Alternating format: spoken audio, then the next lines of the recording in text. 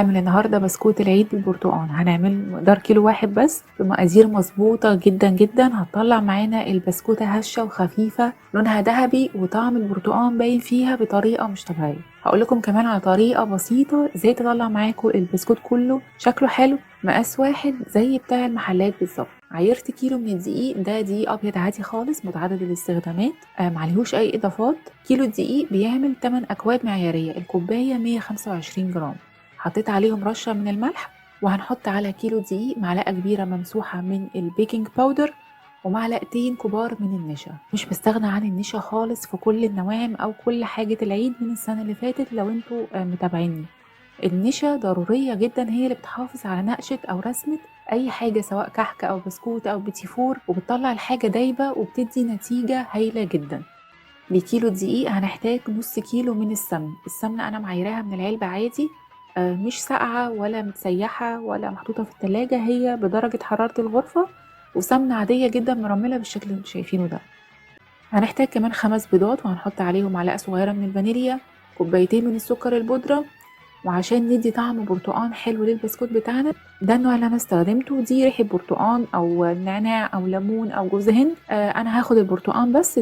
وهنحتاج كمان التانك، ده التانك العادي اللي موجود في السوبر ماركت. برضو هنحتاج من معلقتين ل3 كبار عشان يدينا لون حلو. وبس كده، هي دي كل المقادير بتاعتنا. هنقلب الدقيق والنشا والملح اللي احنا حطيناهم في الاول ونخليهم على جنب، وفي طبق هناخد السمن والسكر البودرة وهنضربهم مع بعض كويس جدا لحد لما السمنة تبقى عاملة عندي زي الكريم شانتيه او قوام الجبنة كده. المهم يبقى فاتح وابيض خالص، عشان دي خطوة مهمة جدا جدا في نجاح البسكوت. بعد كده بنضيف البيض واحدة واحدة، مش بنضيف البيض كله مرة واحدة. بنسيب البيضة تختفي، بننزل باللي بعدها على طول. هنضيف معلقة صغيرة من زيت البرتقان أو ريحة البرتقان، يعني حاجة بسيطة خالص علشان هو مركز جدا، ما نزودش قوي عشان ما يمررش معانا. وبعدين هنضيف نص كمية الدقيق اللي احنا قلبناه مع النشا والملح، ولفتين 3 بس كده اضمن ان كله اندمج مع بعض. وبعدين هننزل كمية الدقيق كلها. انا بستخدم مضرب البيض بما ان هو حاجة متاحة وتقدر تساعدني بدل ايدي، يعني يدمج لي المكونات مع بعض، بس مش بضرب كتير يعني زي ما انتم شايفين كده، بمجرد بس ما احس ان المكونات كلها اندمجت مع بعض. شايفين خلاص كده الدقيق اتشرب كل السمنة وبقى باللون والشكل اللي انتوا شايفينه ده. هنا بقى هنضيف المواد السائلة بتاعتنا اللي هي عصير البرتقال، نص كوباية من عصير البرتقال، وهنحط عليها من معلقتين ل3 كبار من التانك حسب ما انتوا حابين طعم البرتقال يبقى ظاهر فيها قد ايه.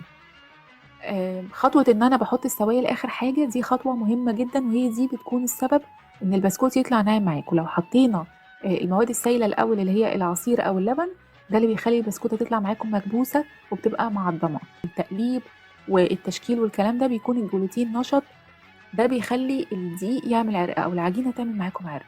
لكن انا هقلب التانك مع العصير البرتقال بالشكل ده، وهضيفهم اخر حاجه خالص وهم ضربتين او 3 او لفتين، يعني 3 بالظبط، بس اتاكد ان هم اندمجوا مع المكونات كلها، وبوقف ضرب على طول.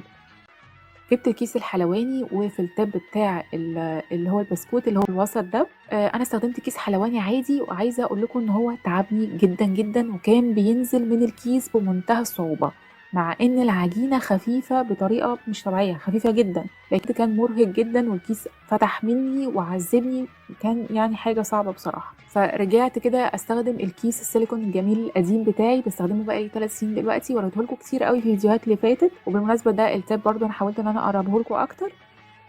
بيتغسل وعملي، وهو شكله مبهدل شويه بس هو بصراحه عملي جدا وبيستحمل معايا، وبعمل بيه كل حاجه. شايفين بتنزل من السيليكون سهله خالص ازاي، ولا بضغط ولا ببذل اي مجهود. بسيب مسافة بسيطة ما بين كل واحدة والتانية في صينية مش مدهونة حاجة خالص، بس يعني أنا بكتفي بالسمن والمواد الدهنية اللي احنا حاطينها في العجينة، وببتدي أشكلهم بالشكل ده. خطوة بقى هتفرق معاكم جدا عشان البسكوت يطلع كده زي محلات وكله مقاس واحد وما تبقاش الحروف محروقة. بجيب سكينة أو قطاعة أو أو مسطرة حتى، أو أي حاجة موجودة عندي، وبقطع الحروف بالشكل ده.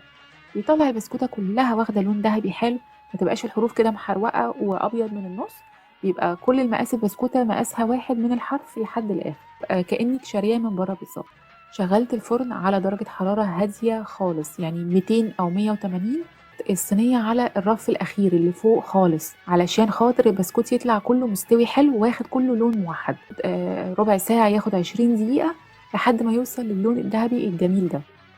بصوا البسكوت كله طالع تحفة، ريحته في الفرن رهيبة، ريحة البرتقال طبعا مش طبيعية بجد، بدون مبالغة طعمه حلو جدا. البسكوتة طالعة مظبوطة بزيادة وهشة وخفيفة، وريحة البرتقال فعلا واضحة وباينة فيها قوي. ده غير طبعا ان التانك كمان مديله لون حلو قوي زي ما انتم شايفين كده.